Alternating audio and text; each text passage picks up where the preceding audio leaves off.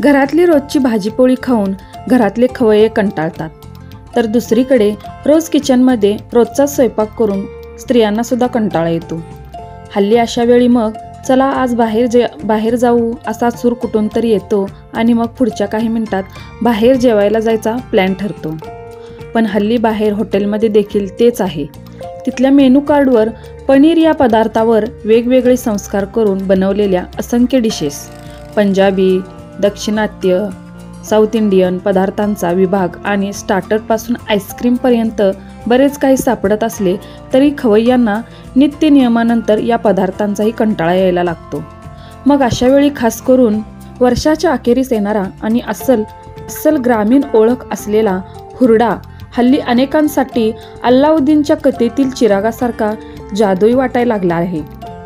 कुछ हटके खाण्याच्या आवडीला दिशा सापडते आणि हुरडा पार्टी नावाची दुकाने लावून बसलेल्या डेस्टिनेशनकडे अनेकांची पावले वळायला लागतात. हा हुरडा म्हणजे नक्की काय हे जाणून घेणे देखील महत्त्वाचे आहे. हुरडा म्हणजे ज्वारीचे कोवळे दाणे. ज्वारीच्या पिकावर कणीस लागल्यानंतर परागीकरण झाल्यावर म्हणजे साधारण 30 ते 40 दिवसानंतर त्या ज्वारीच्या कणसामध्ये जे दाणे बनतात हे कोवळे असतात, रंगाने हिरवे असतात. हे दाणे आकाराने तयार ज्वारीच्या दाण्यापेक्षा थोडे मोठे असतात.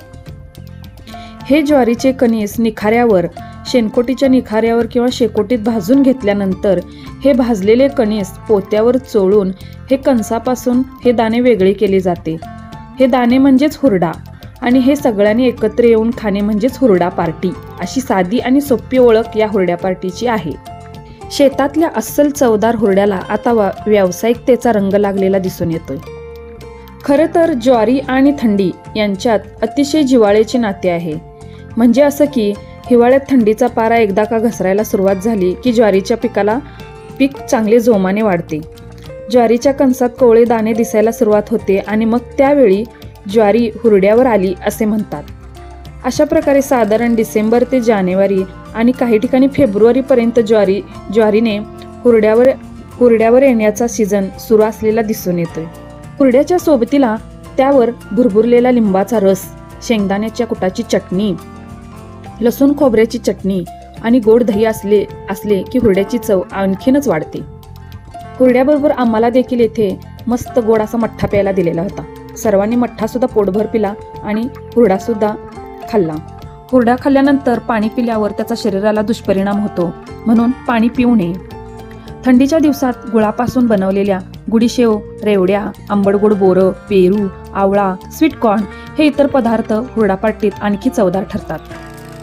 आम्हाला सुद्धा येथे हुरड्याबरोबर गूळ, शेंगदाणे, लसणाची चटणी, जवसाची चटणी असे सर्व काही देण्यात आलेले होते आणि त्याची आम्ही हुरड्याबरोबर या चटण्यांचा आणि गोड मठ्ठ्याचा सुद्धा आस्वाद घेतला. पूर्वीच्या काळी एकत्र कुटुंब, मित्रमैत्रिणी शेतामध्येच हुरड्याचा आनंद घेत होते. पण हल्लीच्या बदलत्या काळामध्ये गावाबाहेर उभारलेल्या एखाद्या हुरडा सेंटरवर जाऊन हुरडा पार्टी करायची प्रथा दिसून येते. तीच हुरडा पार्टी अशीच हुरडा पार्टी सेंटरला येथे येऊन आम्ही हुरडा पार्टी केलेली आहे.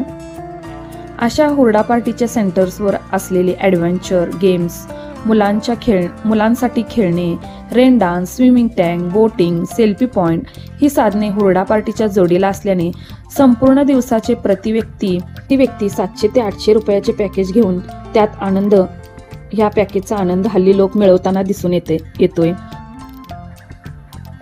तर अशाच एका मोहोळमधील राणीबाग या हुरडा पार्टी सेंटरला आज आम्ही भेट दिली आणि हुरडा पार्टी आनंदाने साजरी केली.